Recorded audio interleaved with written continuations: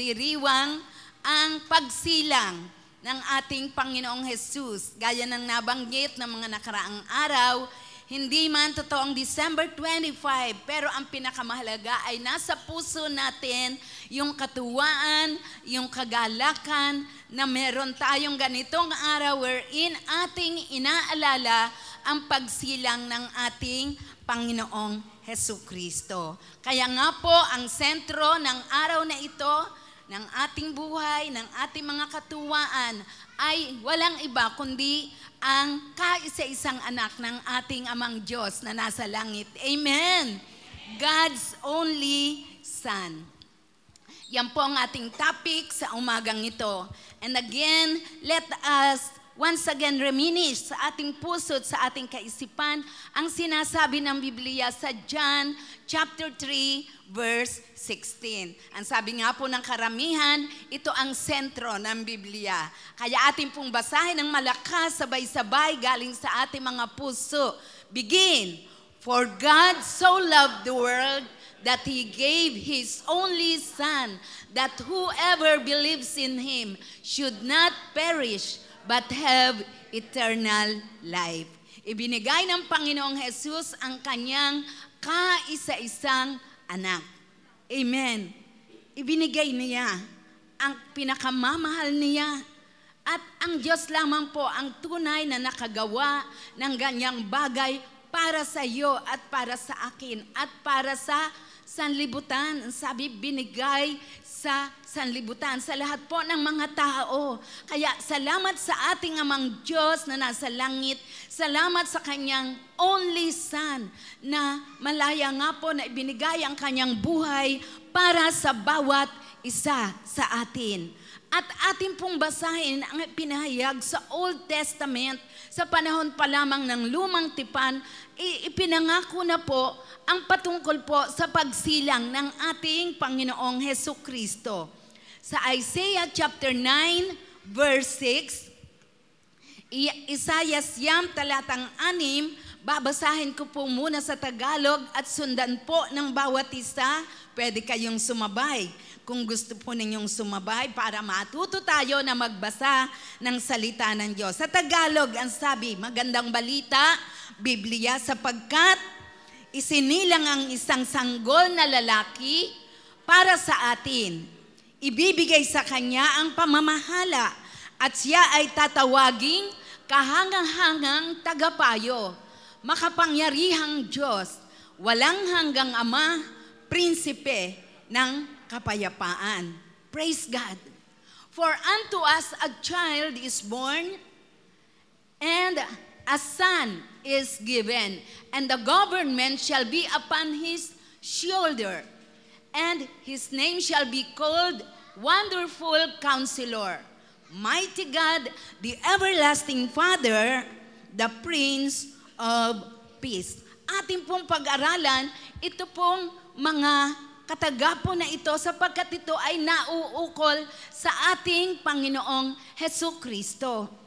Yung pagsilang mismo ng ating Panginoong Jesus, hindi lang po tayo nagse-celebrate because we have a Savior, kundi nagse-celebrate tayo sapagkat kasama po ng kanyang pagiging tagapagligtas ng bawat isa sa atin, ito pong ipinangako ng Diyos na kanya pong ginagampanan sa buhay ng mga Kristiyano. Sa next slide, masasabi po dyan, sinasabi, for unto us a child is born.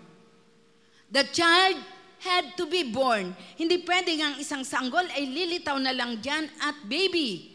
Kailangang isilang siya. At alam niyo po, para po maisilang ang isang sanggol, talagang marami pong pinagdaraanan ang isang babae. Nagbubuntis siya at 9 na buwan na yung sanggol ay dinadala sa sinapupunan. At alam niyo po, pagkaraan ng 9 na buwan, siyempre dadaan yung sanggol sa pagiging baby. Isang kaawa-awa, helpless, kailangan niya ang tulong. He cannot live alone. Pero alam niyo po, ito ay pinagdaanan ng ating Panginoong Jesus. ang pagiging tao ng ating Panginoong Jesus ay merong umpisa o merong tinatawag na starting point. At ito po ay nangyari more than 2,000 years ago. Pwede naman po na ang Mesyas, ang ating Panginoong Jesus, ay lumitaw sa mundo na isang malaki na. Ano po, isang kagaya na ng bawat isa sa atin. Isang adult na, pero hindi po iyon ang ginawa ng ating Diyos na kagaya ni Adan na nilikha niyang ganon at hindi na po dumaan sa pagiging sanggol. Kakaiba po ang ating Panginoong Jesus. Siya ay dumaan sa pagiging sanggol para po ma-identify niya ang kanyang sarili sa lahat ng mga tao. He had to identify himself with humanity at maipakita po sa kanyang pagkatao yung servant nature. Kaya pinagdaanan ng Panginoong Jesus, umpisa sa pagiging sanggol, yung kailangan kargahin, kailangan alagaan, kailangan gumapang diyan, kailangan magtiis, bago unti-unting tumayo, lumakad, hanggang po sa kanyang pagtanda. At alam niyo po mga kapatid, ito yung sinasabi na ang ating Panginoong Jesus, bagaman po siya ay Diyos, anak ng Diyos, siya ay sinasamba ng lahat ng mga nandoon sa kalangitan. Ang mga anghel ay lagi nagpupuri at nag-aawitan sa Kanya. Pero sabi sa Philippians chapter 2, verse 7, He made Himself of no reputation, taking the form of a bondservant and coming in the likeness of men. Kagaya ng bawat isa sa atin, walang reputasyon. Iniwan niya yung kanyang kalagayan na yun para siya po ay makapagkatawang tao na kagaya ng bawat isa sa atin. Imagine, ang isang Diyos na makapangyarihan sa lahat, manlilikha. Pero kailangan niya na maging kagaya ng tao, ng bawat isa sa atin. Hindi po ito simpleng bagay. Siguro sa bawat isa sa atin na tao, para madali lang kasi tao talaga tayo. But for Him, that He is God. Siya po ay sinasamba ng lahat sa kalangitan. Siya ang manlilika. Walang nalika sa mundong ito kung hindi sa pamamagitan niya. Pero He made Himself of no reputation, taking the form of a bondservant, kagaya ng bawat isa sa atin. He had to be born. At ang sabi sa next slide, unto us a son is given. Ang isang anak ay kailangan pong maibigay sapagkat ang ikalawang persona ng Trinity, the second person, ang ating Panginoong Hesukristo ay eternal. Ibig sabihin, wala po siyang pinagmulan at wala po siyang katapusan. At siya po ay nananatili forever as God's only Son. Even before na idinagdag po niya sa kanyang katauhan bilang Diyos yung kanyang pagiging tao.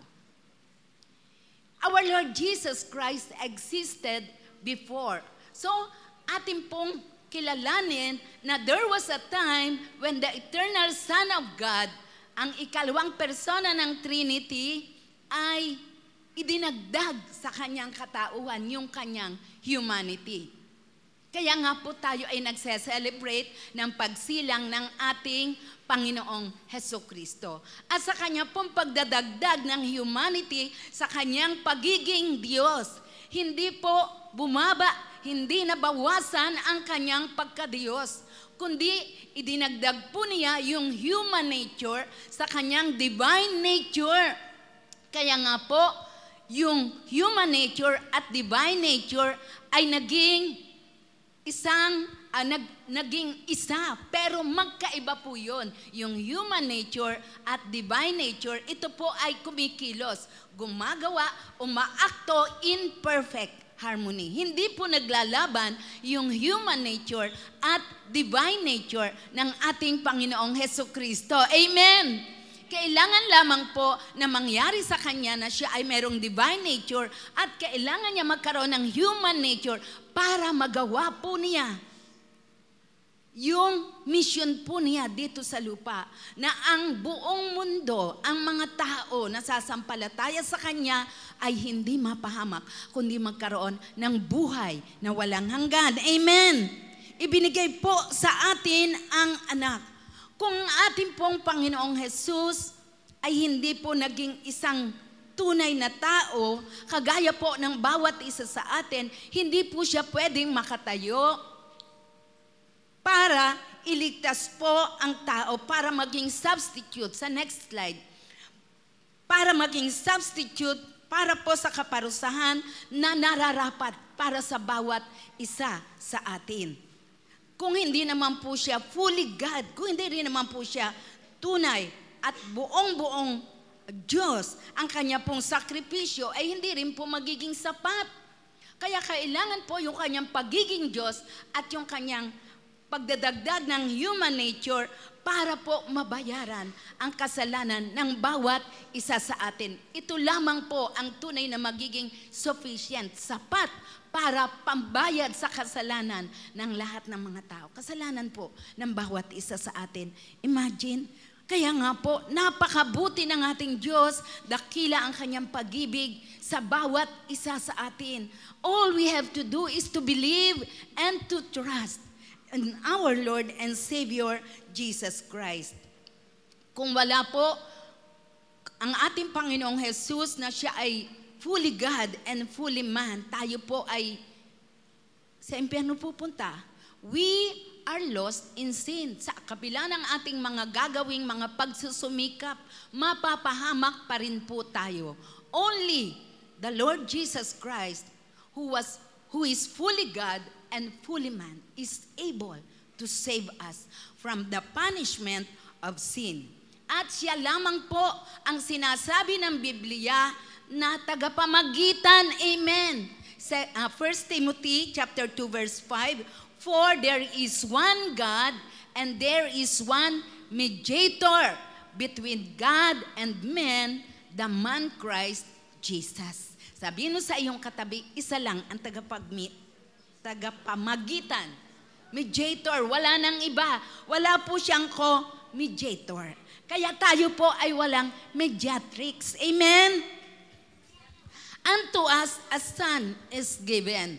Ibinigay po sa atin ang anak ng Diyos at yung pong kanyang human nature ay mananatili po yun. Kaya nga po, sabi, there is one God. Hanggang ngayon, there is one God and one mediator between God and man, the man Christ Jesus. Hanggang ngayon, taglay-taglay ng Panginoong Jesus ang kanya pong human nature. Kaya nga po siya ay angkop na tagapamagitan, mediator between God and with man. Nung pong ang ating Panginoong Jesus ay umakyat sa langit, hindi po niya iniwan ang kanyang pagiging tao. Siya po ay nag-resurrect sa kanyang glorious body. May physical body ang ating Panginoong Jesus, pero hindi po kagaya nitong katawan natin, kundi ito po ay isang maluwalhating katawan. Na yun po yung magiging katawan ng bawat isa sa atin kapag tayo ay kinuha na ng ating Panginoong Jesus. Sa muling pagbabalik ng Panginoong Jesus, kukunin niya ang lahat ng mga sumasampalataya, ang lahat ng mga umiibig sa Kanya. Amen!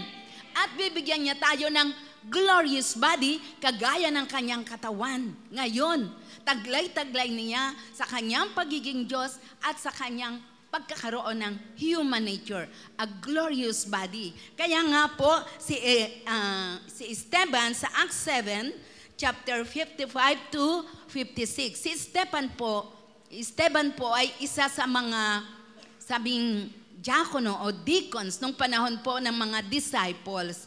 At ito po'y tapad na lingkod ng Panginoon. At dahil sa kanyang katapatan sa Panginoon, siya po ay pinag-usig at binato hanggang mamatay. Pero alam niyo po, bago po siya namatay, siya po ay nagsalita habang po siya ay binabato. Ang sabi po sa Acts chapter 7, 55 to 56, but he, full of the Holy Spirit, gazed into heaven and saw the glory of God. Ano po ang nakita ni Esteban? Ang kaluwalhatian ng Diyos. Nakita niya doon sa kalangitan habang siya po ay binabato, hindi pa po siya namamatay nung oras na iyon. At ang sabi, and Jesus standing at the right hand of God. Nakita niya ang ating Panginoong Jesus sa kanyang physical, glorious body. At ang sabi niya, behold, I see the heavens opened, and the Son of Man standing at the right hand of God. Kaya ngayon po ang ating Panginoong Jesus ay nandoon sa langit as the second person of the Trinity with His divine nature and with His human nature, with His physical glorious body na magiging body rin po ng bawat isa sa atin kapag tayo kinuha na ng ating Panginoong Jesucristo. Amen! At ang sabi po ng talata natin sa Isaiah chapter 9 verse 6, and the government will be upon His shoulder. Ibig sabihin po ng talatang ito, sa next slide please, ibig sabihin, ito po yung will be upon His shoulder, ang pamamahala, ito po yung mangyayari ultimately. Kailan po? Sa panahon po ng millennium period, wherein our Lord Jesus Christ will reign on this earth for 1,000 years. Pero sa ngayon po, ang pamamahala ay nangyayari na rin po sa buhay po ng mga tao. Tayo po ay pinamamahalaan ng ating Panginoong Jesucristo. Tayo na mga sumasampalataya sa Kanya. Kaya meron nga po tayong pag-asa, meron tayong katuwaan, amen, at meron tayong kapahingahan. Alam natin na one day ang ating Panginoong Jesus ay babalik. At dahil po sa Panginoong Jesus, meron pong justice, merong mercy at merong grace na nararanasan ng lahat po na sumasampalataya at umiibig sa Kanya. Praise God. Alam niyo po, paano nakikita ang pamamahala ng ating Panginoong Jesucristo sa mga araw na ito? Kagaya po yan ng isang hari. Ang isang hari, siya po yung nagbibigay ng lahat ng pangangailangan ng kanya pong nasasakupan. Kaya nga po sa panahong ito, kapag nakita natin na merong isang tao na nakalaya sa drugs, sa bisyo, sa kasalanan, nakakalaya sa mga bagay na hindi magandang ginagawa niya sa kanyang buhay, alam natin that our Lord Jesus Christ is reigning upon the life of that person. Amen. Sa ating mga buhay, alam natin, He governs our lives sapagkat He is our King. Sinusunod natin kung ano ang naisin niya sa ating buhay. Hindi natin ini-insist yung ating sariling gusto. Kaya salamat sa Panginoon, nandito tayong lahat. Di ba ang sarap matulog? Lalo yung mga napuyat kagabi, sobrang nabusog, nakakatamad bumangon. Ang sarap magbabad sa kama. Ang sarap makipagtawanan na lang sa members ng family. But thanks be unto God, ang Holy Spirit, ang Panginoong Jesus mismo, through the Holy Spirit, ang nag-akay sa iyo na pumunta sa lugar na ito. Kaya sobra tayong natutuwa. Amen. Salamat sapagkat meron tayong ganitong gawain ngayong December 25. Glory to God. At alam din po natin na kapag ang isang tao, ang isang Kristiyano, ay tunay na nakikita natin na nagmamahal sa mga mahihirap, sa mga orphans, sa mga widows, o sa mga nangangailangan, alam natin, our Lord Jesus Christ governs the life of that person. Hindi po magagawa ng isang tao yung iiwan, i-give up ang mga bagay na mahalaga sa kanya, bibigyang attention yung mga tao na wala namang halaga sa paningin ng mga ibang tao. It is because the heart of the Lord Jesus Christ is upon His people. Nasa atin po. Ito'y patotoo na ikaw talaga'y pinamamahalaan ng Panginoong Jesus kung ang buhay mo, ipinamumuhay mo ayon sa patnubay at gabay ng Panginoong Jesus sa pamagitan ng kanyang mga salita. Kaya kapag ang mga tao ay pumupunta sa church, nagbabasa ng Bible, nagpe-pray. This is the government of Jesus unto this world sa present time. Amen. Namamahala po siya. When people give up profitable careers. Kapag merong nag-give up, halimbawa, merong isang taong tinawag ng Panginoon, give up your career, I will send you to this place, to this faraway nation, to preach my word, to reach out the lost, at yung tao na yun ay sumusunod.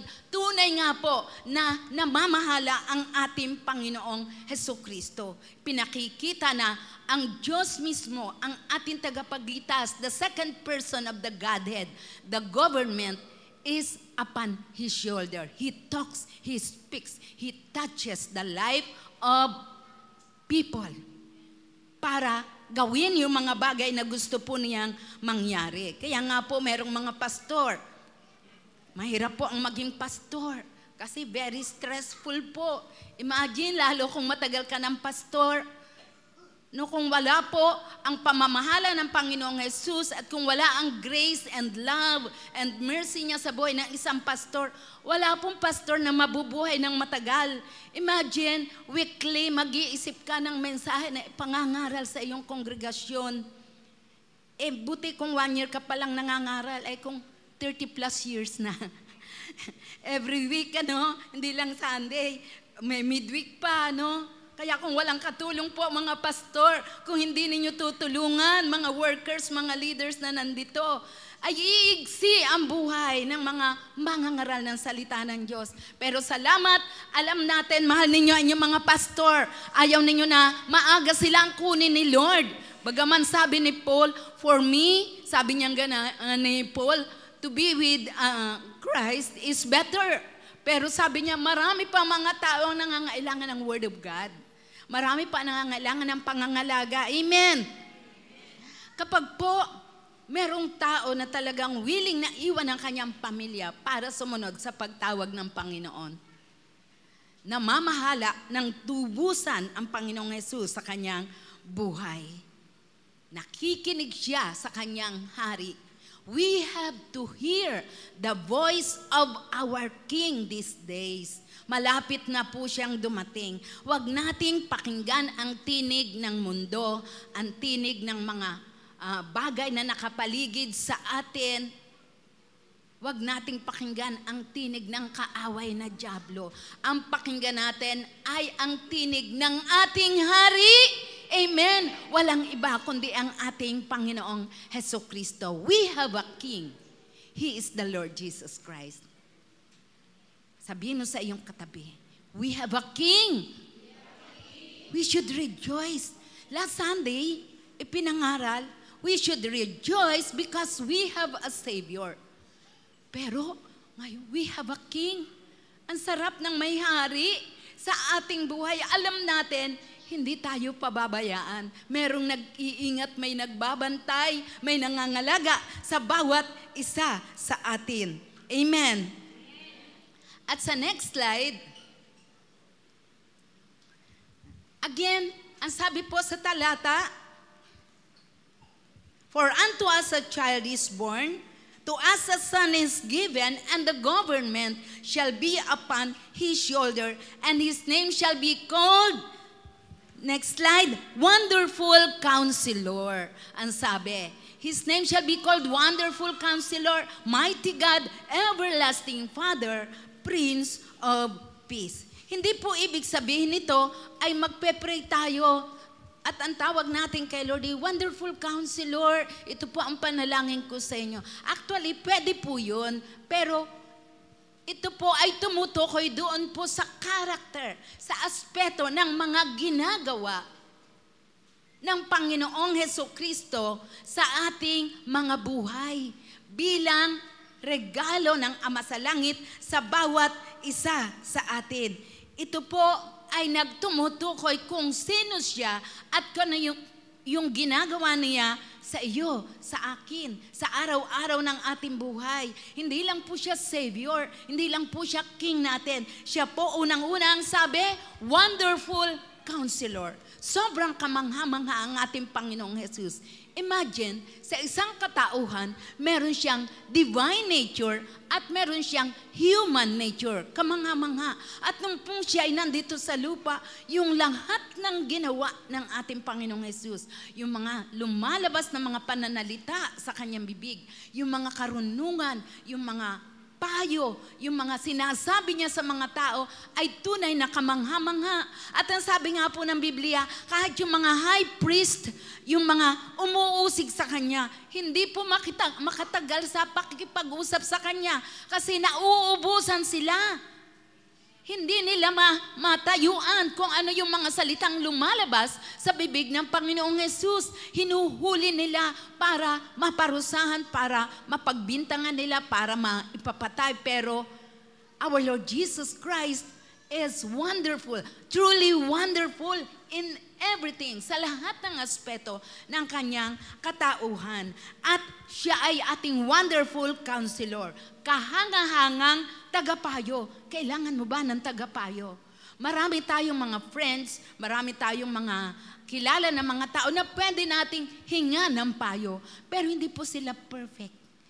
Sila po ay nagpapayo ayon lang sa abot ng kanilang kaalaman, ng kanilang karanasan, pero yung puso ng Panginoong Jesus ay hindi natin completely makikita sa kanila. Kailangan natin ng isang wonderful counselor, at ito ang ating Panginoong Jesucristo, wherein we can consult Him every hour, any time of the day, kahit hating gabi, kahit madaling araw, kahit nasaan ka, hindi ka itatakwil, pakikinggan ka. Amen!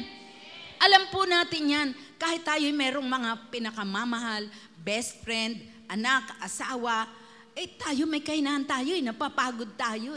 Pagka ba antok na antok, tapos tatawag sa'yo, di ba? Sino rito nakaranas, ini-ignore niya yung call sa cellphone. Di ba? Hindi nire-reply yung text. O kaya, ino-off na lang, sina-silent mode para pag may tumawag, hindi niya maririnig. Hindi siya makukonsensya. Tao tayo. But our Lord Jesus Christ, as our wonderful counselor, has all the time to listen unto us. Kaya sa Kanya tayo kukonsulta. Marami tayong mga nararanasan na mga problema, pagsubok, mga desisyon na kailangan nating gawin, kahit minor o major decisions, we need our wonderful counselor. Siya ang gagabay sa atin at hindi masasayang ang ating oras, ang ating pagod, ang ating mga pera kapag tayo ay kumonsulta sa Kanya. Amen? Nasa Kanya ang lahat ng karunungan. Nasa Kanya ang pag-ibig. Humihingi ka ng payo sa Kanya, mararamdaman mo yung love niya. Mararamdaman mo yung sympathy, yung kapayapaan sa iyong puso. Mararamdaman mo yung release pagkatapos na nasabi mo sa Kanya yung bagay na hinihingi mo ng payo. Kahit hindi mo man narinig ang Kanyang tinig, gumagaang ang ating mga puso. Amen? Lahat ng nais mo sa isang tagapayo ay nasa ating Panginoong Jesucristo. He is our wonderful counselor. Kaya pag may problema ka, saan ka pupunta, kapatid? Kay Lord muna. Amen. Paano po kung pera ang problema ko? Kay Lord din. Siya ang gagabay sa iyo. Anong gagawin mo para magkaroon ka ng pera? Naalala ko, sabi ng isa, pinapunta raw siya ni Lord kasi siya daw yung makakatugon doon sa pangailangan niyang pera. Diba? Si Lord naman talaga nagtuturo, nagbibigay ng wisdom kung ano yung gagawin natin sa ating mga problema.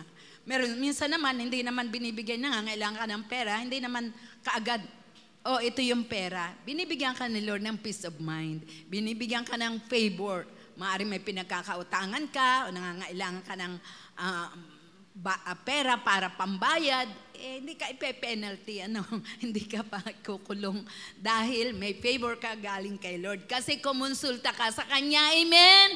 Kaya no worries, sabi mo sa iyong katabi, no worries. Kumonsulta ka lang sa ating wonderful counselor, everything is solved. Kailangan yung pagtitiwala at panghahawakan sa Kanyang pangako. At sino pa ang ating Panginoong Jesus? Ang sabi, A child is born, a son is given. He is our King. He is our mighty God. Sabihin mo, mighty God. Makapangyarihang Diyos. Pag sinabing mighty God, He is the God of strength, the God of power, the God, our hero, God, our warrior. Wala po nang hihigit pa sa Kanya.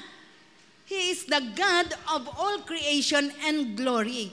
Siya ay naghahari sa kalangitan at He is worthy of all our worship and our praise.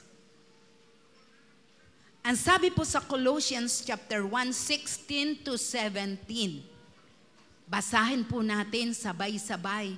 Begin, through Him, all things were made. Without Him, nothing was made that has been made. At sa John chapter 1 verse 3, John chapter 1 verse 3 po yun. At sabi po sa Colossians 1, 16 to 17, and all things were created by Him and for Him, and in Him all things hold together. He is our mighty God. Amen. Kaya kung meron nagsasabi sa inyo that our Lord Jesus Christ is not God, dapat memorize po ninyo itong talatang ito. Ano nga ba yun? Yung talatang yun? Diba? Tandaan mo, John chapter 1 verse 3, Colossians 1, 16 to 17. Ang Biblia po mismo ang nagpapahayag na ang amang Diyos na nasa langit ay nangusap sa kanyang anak na walang iba kundi ang ating Panginoong Jesus. Sa next slide, Hebrews chapter 1 verses 8 to 9. But unto the Son, He says, saan daw po nagsalita ang Ama na nasa langit sa anak? Unto the Son, He says. Yung He dyan ay tumutukoy sa amang Diyos. Your throne, O God, is forever and ever. Tinawag ng Father God in heaven ang kanyang anak na God. Dapat po memorize po natin ang talatang yan para pag merong nagsishare sa atin that our Lord Jesus Christ is only man, ito ang isishare mo sa Kanya. Your throne, O God, is forever and ever. The scepter of uprightness is the scepter of your kingdom. You have loved righteousness and hated wickedness. Therefore, God, your God has anointed you with the oil of gladness beyond your companions. Our Lord Jesus Christ is God. Kaya nga po tayo, nakikipellowship po tayo sa kapwa natin mga Kristiyano who worship, who praise, and acknowledge that our Lord Jesus Christ is God. Sabi po ni Charles Spurgeon, we extend the right hand of fellowship to all those who love the Lord Jesus Christ in sincerity and truth. But we cannot exchange our Christian greetings with those who deny Him to be very God of very God. Bakit? Kasi tingin nila sa atin ay mga idolaters po tayo.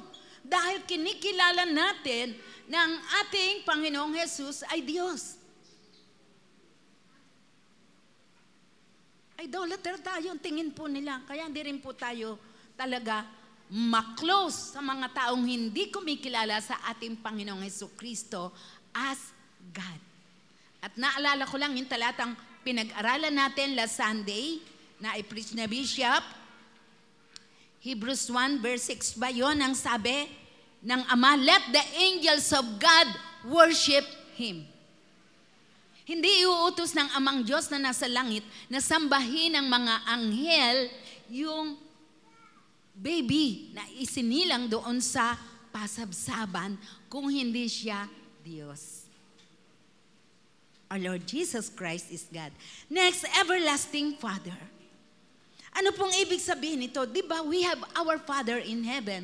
We have our Lord Jesus Christ as second person of the Godhead. And we have the Holy Spirit that three persons of the Godhead. He is our everlasting Father. Ibig sabihin, sa mga hinirang ng ating Diyos, kagaya po, kabilang ang bawat isa sa atin, He is a Father to us. Ibinigay po tayo ng ating Amang Diyos na nasa langit sa ating Panginoong Jesus. Kaya nga po tayo'y naging mga anak ng ating Panginoong Jesus. Tayo ay kanyang kinukupkop at tayo ay kanya pong mga inaalagaan. We became adopted into the family of God because of the Lord Jesus Christ. Kaya ang tawag po sa atin ay Christians. Amen. Hindi Christian, kundi Christian. Without Christ, I am nothing. We are nothing without the Lord Jesus Christ. So, tayo po ay binago ng Espiritu ng Diyos at ng kanyang biyaya. But even before na tayo po ay baguhin ang Espiritu ng Diyos at ng kanyang biyaya, even from the foundation of the world, alam niyo po, tinakda na ng Diyos kung sino ang talagang hinirang niya. Kung sino ang talagang sa kanya. Tayo, ang bawat isa, na patuloy na kumakapit sa Panginoon in spite of hardships, pains, trials, persecutions, in spite na maraming mga hadlang sa ating paglilingkuran sa Panginoon, hindi tayo bumibitaw because tayo ay elect, pinili, hinirang, even before the foundation of the world. Kaya nga po kung mayroong isang tao na nanlalamig, lumalayo sa Panginoon, bumabalik siya, bumabalik, sapagkat siya ay hinirang, pinili. Ang isang tunay na pinili, elect, chosen, mananatili po siya sa Panginoon. Hindi po siya mamamatay na out of grace. Wala sa biyaya ng Diyos. Naalala ko may nagtanong noon, paano po yung isang na born again? Tapos namatay po siya dun po sa isang kwarto. Kasama po ang kanyang number 2. Yun po ba ay ligtas? May nagtanong po ng ganyan. Matagal pong born again yun. Naglilingkod po sa Diyos. Ligtas po ba yun? Alam niyo po, ang isinagot po doon ng isang pastor, kung siya ay ligtas, hindi siya mamamatay sa panahon na siya ay nasa pagsuway. Ang isang ligtas, pinili, hinirang, hindi hahayaan ang Diyos na mamatay na nandoon siya sa pagsuway sa Panginoon. Aakayin siya na bumalik, magsisi kagaya ng prodigal son. Kaya kung dumating ang time sa inyo mga kapatid, na gusto nyong lumayo o napalayo, at kinakausap ka na bumalik ka. Gumaya ka sa prodigal son, sa alibughang anak.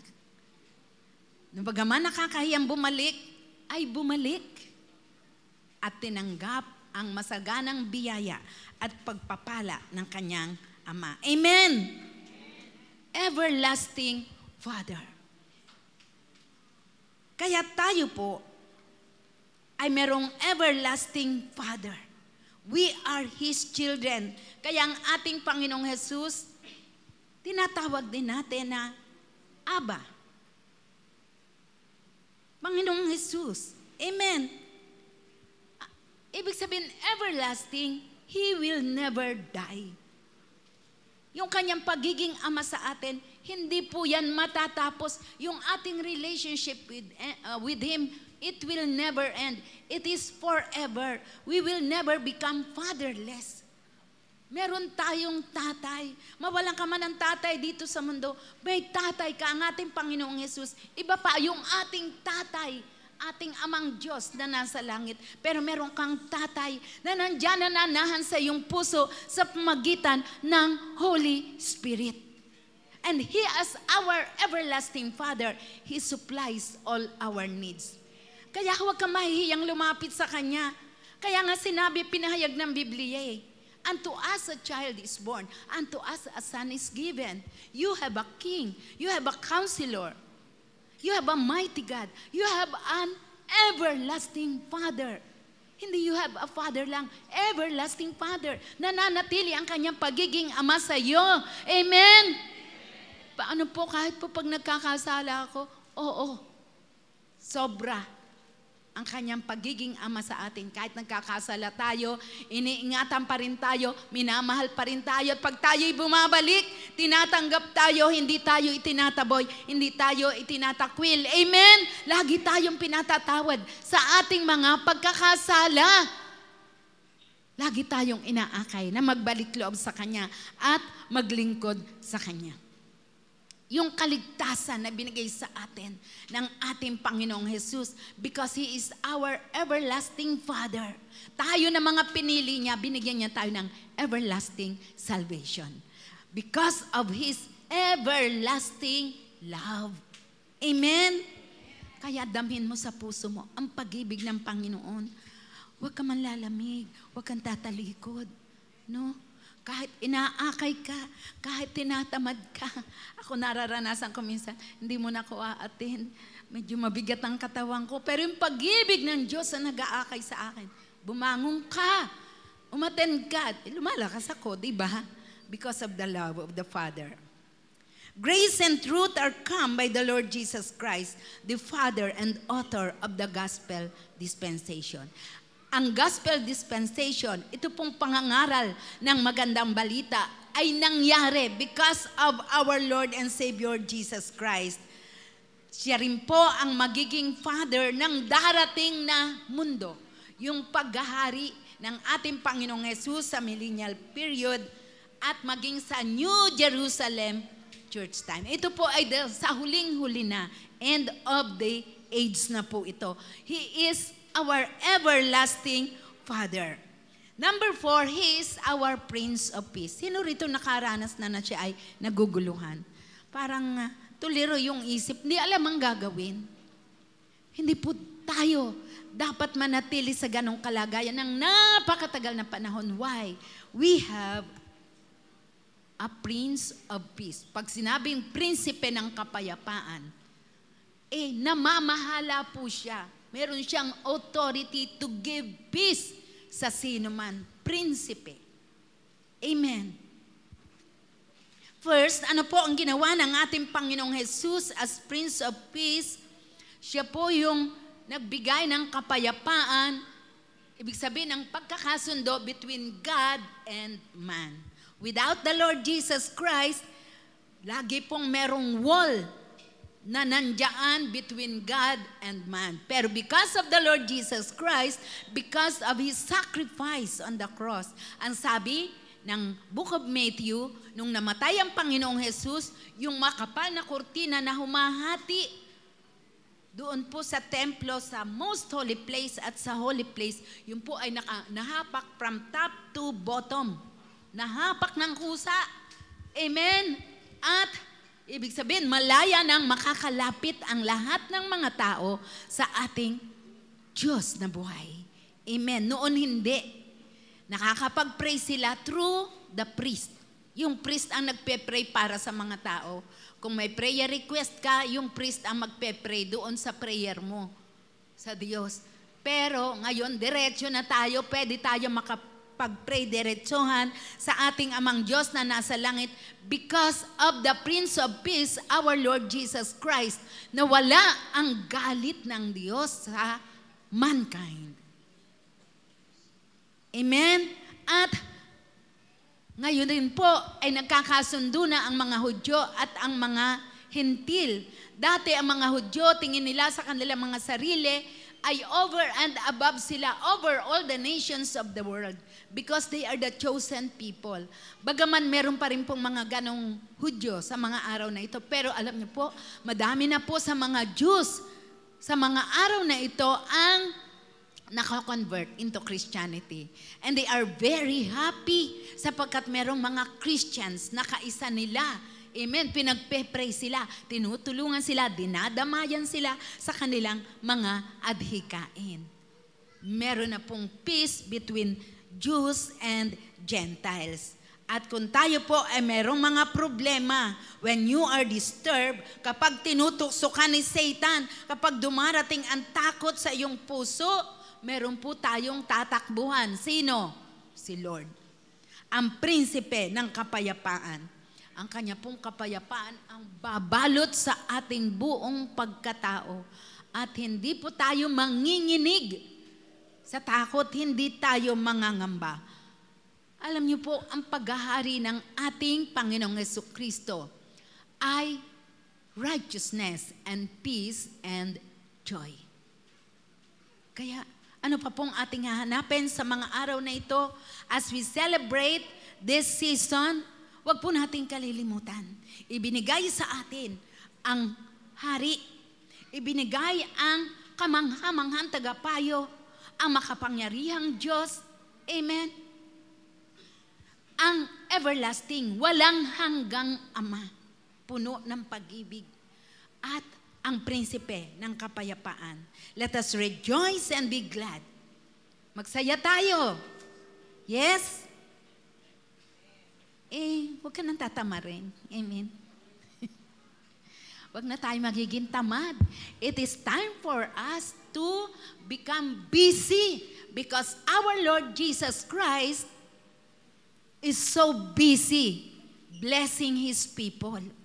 Pag hindi ka naging busy sa Kanya, mamimiss mo yung mga pagpapala ng Panginoong Jesus. Hindi mo mararanasan yung mga ginagawa niya sa buhay ng Kanyang mga pinamamahalaan.